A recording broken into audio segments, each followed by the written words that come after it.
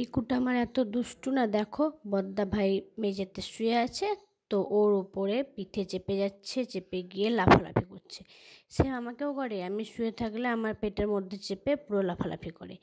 এত দুষ্টু হয়েছে পিকুটা।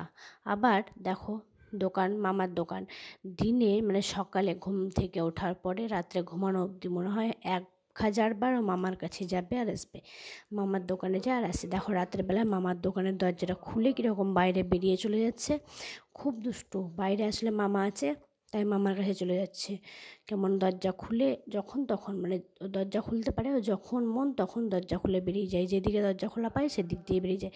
আর আমার তো রাস্তার উপরে বাড়ি, মানে রাস্তা পুরো নেমে যায়, এটাও খুব রিস্কের একটা বিষয়।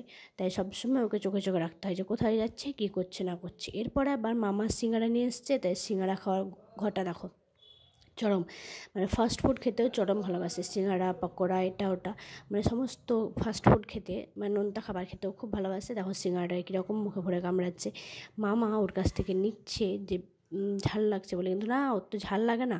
ও একদিনকে কী করেছে জানো, একদিনকে গোটা একখানা কাঁচা লঙ্কা মুখের মধ্যে ভরে নিয়েছে, দিয়ে কামড়ে কামড়ে খাচ্ছিল, পরে ফেলে দিয়েছে, যেহেতু ওটা স্বাদ পায়নি, কোনো ঝালও লেগেছে, কিন্তু সেই ঝালটাকে মুখে মানে ফুটিয়ে তোলেনি একদমও, বা কান্নাকাটি কিচ্ছু করেনি, ও কামড়েছে ফেলে দিয়েছে, কিন্তু একবারে কান্নাকাটি নেই, মানে ঝালও খেতে পারে ও।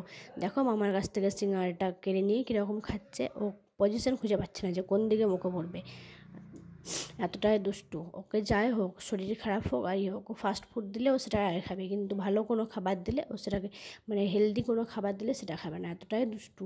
ফাস্ট ফুড খেতে, সিঙ্গাড়া পকোড়া সব খেতে খুব ভালোবাসে, এত দুষ্টু হয়েছে দেখো পিকুটা।